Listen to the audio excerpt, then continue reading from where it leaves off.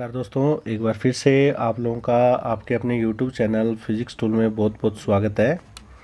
और आज के इस नए वीडियो में चौथा वीडियो चैप्टर नंबर 5 का है। 3 वीडियो हम लगातार आपके सामने अपलोड कर चुके हैं। लास्ट वीडियो में हमने आपको गति अपवन वेग के बारे में चर्चा की थी लास्ट वीडियो के अंदर हमने, और आज के इस नए वीडियो में हम गतिशीलता के बारे में चर्चा करेंगे। तो पहले थोड़ा सा रिपीट कर लेते हैं। मैंने ये लास्ट वीडियो का नोट्स पेपर आपके सामने रख दिया है, ठीक है। इसमें आपने अपवन वेग के परिभाषा, इलेक्ट्रॉन गति करेंगे ऋण सिरे से धन सिरे की ओर जिस औसत वेग से गति करेंगे विद्युत क्षेत्र की उपस्थिति में उसे अपवन वेग कहेंगे। और इलेक्ट्रॉनों पे बल लगता है तभी वो गति करते हैं एक निश्चित दिशा में। तो त्वरण भी है, त्वरण निकाला, गति के समीकरण यूज में ली और इन गति के समीकरणों का औसत लेकर हमने वैल्यू रखी और अपवन वेग का सूत्र व्युत्पन्न कर दिया, ठीक है। एकदम सिंपल सा डेरिवेशन था ये, इसको क्लियर करो। और अच्छा और इम्पोर्टेंट डेरिवेशन है परीक्षा की दृष्टि से भी, तो इसको क्लियर करने की कोशिश करना। अब हम आगे बढ़ते हैं। गतिशीलता आखिर क्या होती है इसके बारे में हम देखते हैं। तो देखो, आपने एक सूत्र पढ़ा था लास्ट क्लास में कि अपवन वेग होता है वो विद्युत क्षेत्र के समानुपाती होता है। एक चीज पढ़ी थी आपने, अपवन वेग विद्युत क्षेत्र के समानुपाती होता है। ये चीज हमने लास्ट वीडियो में पढ़ी थी। क्यों? क्योंकि लास्ट वीडियो में हमने सूत्र पढ़ा था क्या कि वी डी बराबर ई टो एम ई। याद आ रहा है आपको? ये हमने कुछ फॉर्मूला पढ़ा था लास्ट वीडियो में, ठीक है। ध्यान देना, ये काफ़ी बार ये चीज़ आती है। तो इस में आपको साफ नज़र आ रहा है कि ये जो वी डी है वो ई के समानुपाती है, ठीक है। वी डी किसके समानुपाती है? ई के समानुपाती है। जब आप ये समानुपाती का चिन्ह हटाओगे, तो मैंने फिलहाल ये जो समानुपाती का चिन्ह लगाया है, ये समानुपाती का चिन्ह मैंने यहाँ किसकी जगह लगाया है? ई टो एम की जगह लगाया है, ठीक है। ई टो एम की जगह मैंने समानुपाती का चिन्ह लगाया है और इसको कांस्टेंट मानकर, ठीक है, आवेश द्रव्यमान जितना समय लगा उसको कांस्टेंट मानकर समानुपाती का चिन्ह लगा दिया। तो वी डी समानुपाती क्या हो गया? ई हो गया। यहाँ मैंने इसी को समानुपाती चिन्ह माना है ना, ठीक है। यह एक समानुपाती नियतांक माना है मैंने इसको, और ये नियतांक है, इसे ही गतिशीलता कहते हैं। इसे ही, बहुत सिंपल चीज है, गतिशीलता यानी मोबिलिटी, गतिशीलता कहते हैं। और इसको दर्शाते हैं किससे? इसका मान तो ये हो जाएगा ई टो बटे एम हो जाएगा, और इसको सिंबल रूप में म्यू से दर्शाते हैं बच्चों, म्यू से। यानी म्यू की वैल्यू ये तो है ही है, इसी कांस्टेंट को मैंने म्यू नाम दिया है, गतिशीलता, ठीक है, म्यू।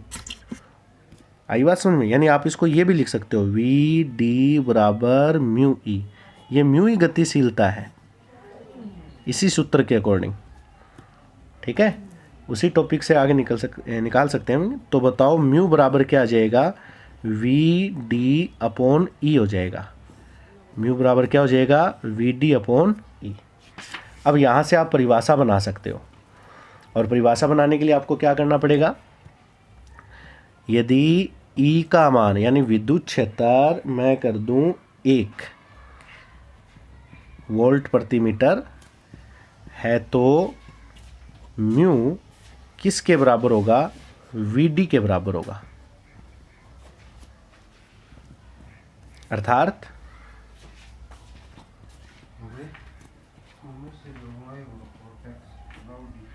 एकांक विद्युत क्षेत्र के लिए या एकांक विद्युत क्षेत्र की उपस्थिति में, विद्युत क्षेत्र को मैंने कितना माना है? बात समझ में आ रही होगी आपको? मैंने विद्युत क्षेत्र को 1 मान लिया, क्योंकि ये जो कांस्टेंट मैंने यहाँ माना है, ठीक है, मैंने कांस्टेंट इसको माना है, इस कांस्टेंट को ही मैंने म्यू यानी गतिशीलता नाम दिया है मैंने। समझ में आ रही बात मेरी? तो एकांक विद्युत क्षेत्र के लिए इलेक्ट्रॉनों का अपवहन वेग ही गतिशीलता कहलाता है।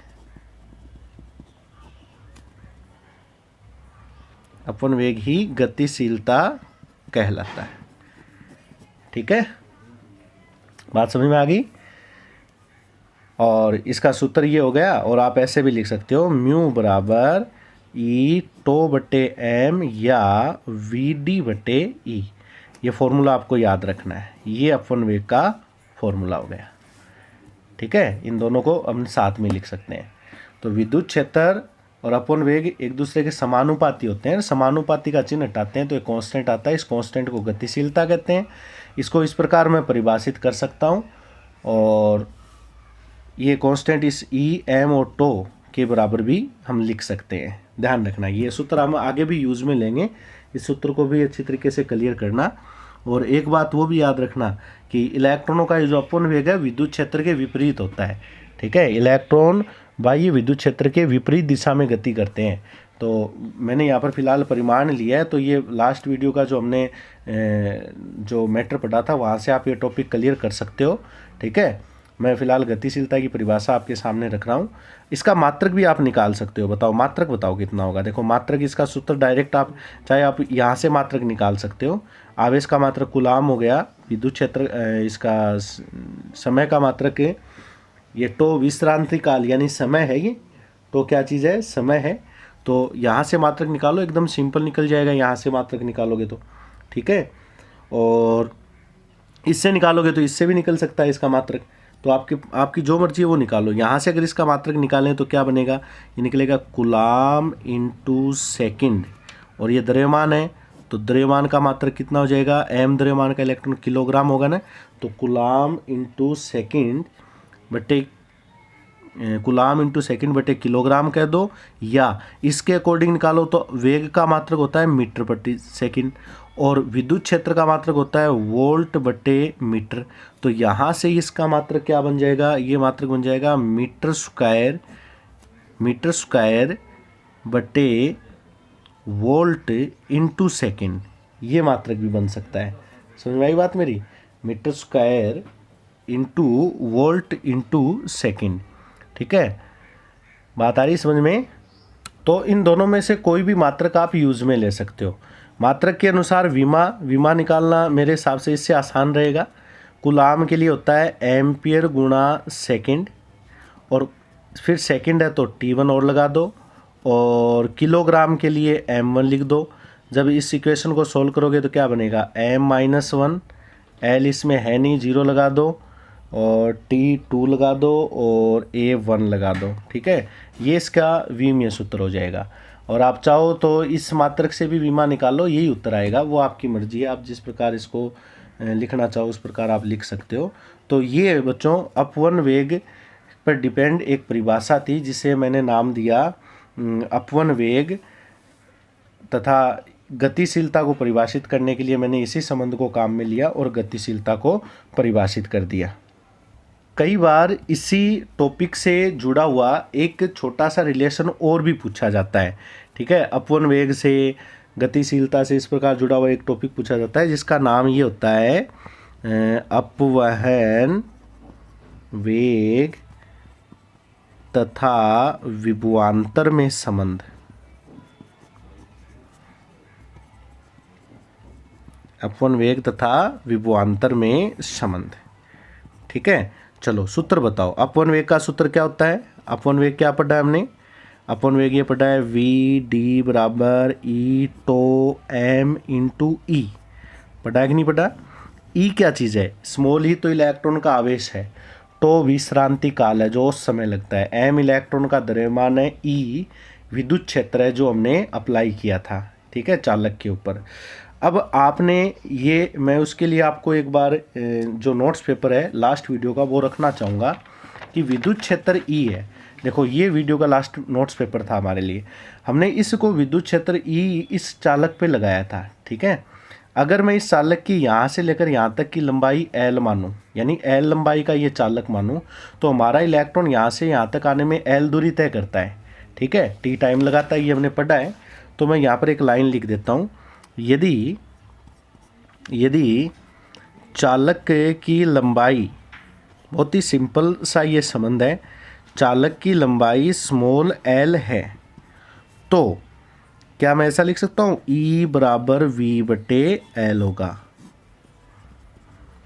बताओ विद्युत क्षेत्र क्या होता है, वोल्ट बटे मीटर लिखते हैं ना अपने विद्युत क्षेत्र, और धारिता वाले चैप्टर में लिखा ही था हमने, विभवांतर निकाला था तो E इंटू डी, विद्युत क्षेत्र को दूरी से गुणा करते हैं, तो विद्युत क्षेत्र को दूरी से गुणा करते हैं, विभवांतर आ गया था। अब हमें विद्युत क्षेत्र चाहिए तो विभवांतर में दूरी का भाग लगा दो, ठीक है। लास्ट चैप्टर में ये पढ़ा था V बराबर E इंटू डी, डी संधारित्र की प्लेटों के बीच की दूरी ली थी, तो यहाँ पर ये चालक की लंबाई हो गई दूरी, तो लंबाई कितनी है, जितनी चालक की लंबाई है उतनी दूरी तय कर रहा है, तो दूरी कितनी तय कर रहा है L, तो E इंटू एल लिख सकते हैं, V बैटरी की वोल्टेज हो गई, ठीक है। तो E बराबर क्या हो जाएगा V बटे एल, ये मान समीकरण 1 में रख दूं, ये है मान समीकरण 1 में रखने पर, ठीक है। तो VD बराबर क्या बनेगा बच्चों, VD बराबर E टो M V बटे स्मॉल एल, कैपिटल V है ये, मैंने स्मॉल v लिखा है वेग के लिए, ठीक है। अब क्या इसको ऐसा लिख सकते हैं E to M L V, अब मैंने ये मान सारा एक तरफ कर लिया और कैपिटल V को बाहर निकाल दिया, ठीक है। तो यहाँ से आप ये बात तो कन्फर्म कह सकते हो, ये बात मैं आपको बता देना भी चाहूँगा कि E इलेक्ट्रॉन का आवेश है जिसका मान फिक्स होता है 1.6 इंटू 10 की पावर माइनस 19 गुलाम, ठीक है। और M इलेक्ट्रॉन का द्रव्यमान है जिसका मान फिक्स होता है 9.1 गुणा 10 की पावर माइनस 31 किलोग्राम, और L चालक की लंबाई मैंने फिक्स ले ली। टो की बात करूँ समय, तो हम जानते हैं जो भी हमने चालक लिया है उसके लिए एक विशेष रूप से टो को, समय को नियत मान सकते हैं अपने, तो यहाँ से ये सारा मान कांस्टेंट अगर लूँ तो VD समानुपाती V आएगा, ये बात वही आ गई, क्योंकि V क्या है, बैटरी की वोल्टेज है, इसका मतलब क्या हुआ कि जितनी वोल्टेज की बैटरी होगी, जितना विभवांतर होगा उतना ही अपवन वेग होगा। समझ गए बात मेरी, अर्थात मुक्त इलेक्ट्रॉन का जो अपवन वेग है, मुक्त इलेक्ट्रॉनों का जो अपवन वेग है, का अपवन वेग चालक पर आरोपित विभवांतर के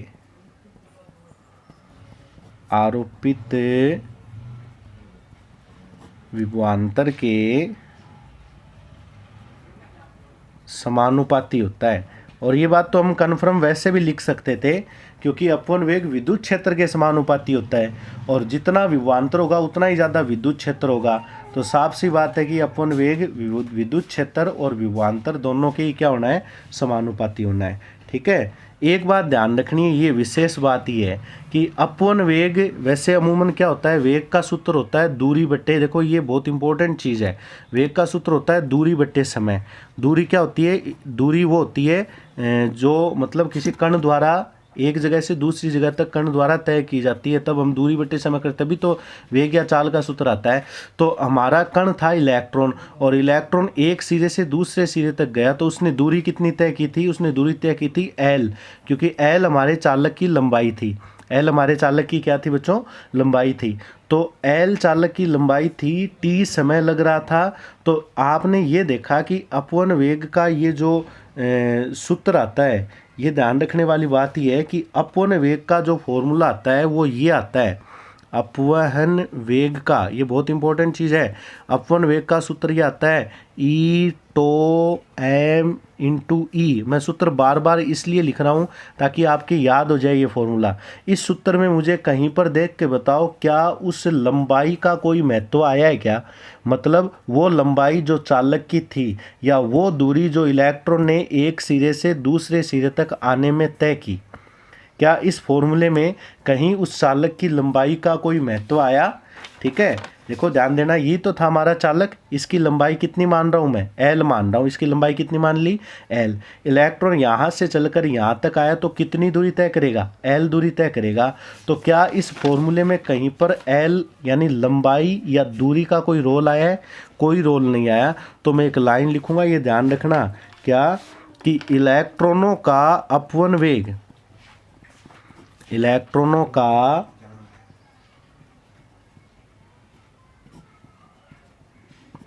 अपवहन वेग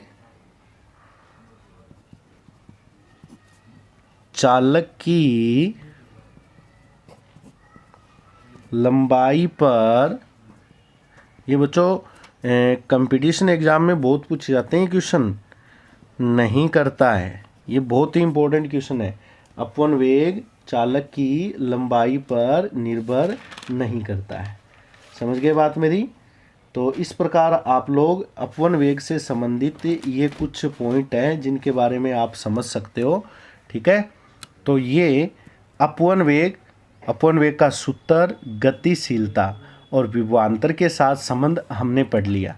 ठीक है, तो इस टॉपिक में छोटे क्वेश्चन काफ़ी बनने की संभावना है, इसलिए मैं आप लोगों को ये पर टॉपिक वाइज ये वीडियो तैयार करने की कोशिश कर रहा हूँ।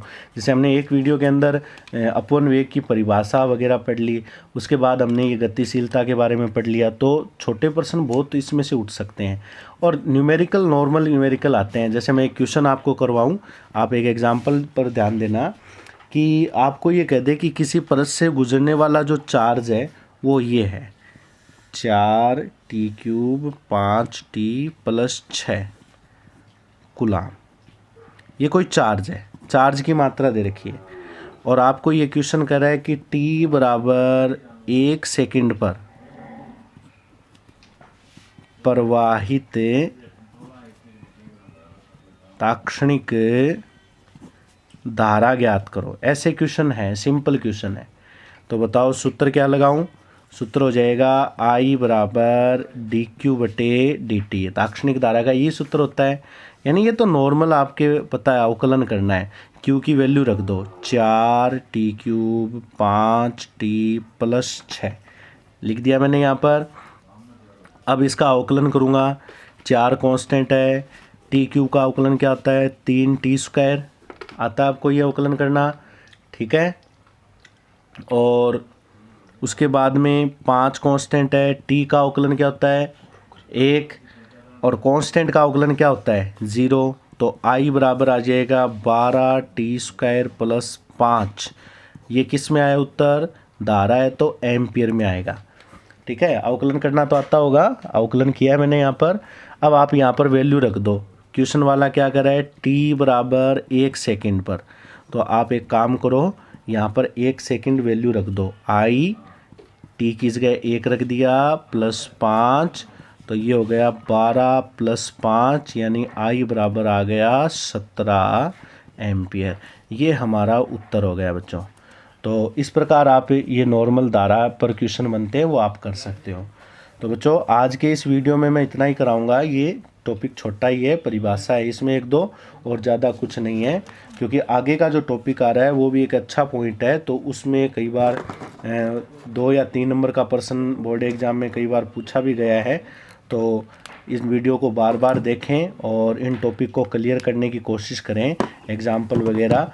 तो उम्मीद करता हूँ कि आपको पसंद आएंगे, और वीडियो बार बार देखें बच्चों, तब तक देखें जब तक नहीं समझ में आते हैं। फिजिक्स है ये, प्रैक्टिस से ही चीज़ आसान होगी, तो प्रैक्टिस करनी पड़ेगी। प्रैक्टिस करोगे तभी ये टॉपिक क्लियर होंगे। ये तो सिंपल है, आराम से आप कर सकते हो। और ज़्यादा से ज़्यादा अपने चैनल को शेयर कीजिए, सब्सक्राइब कीजिए, और घर पे रहिए, सुरक्षित रहिए। जय हिंद, जय भारत।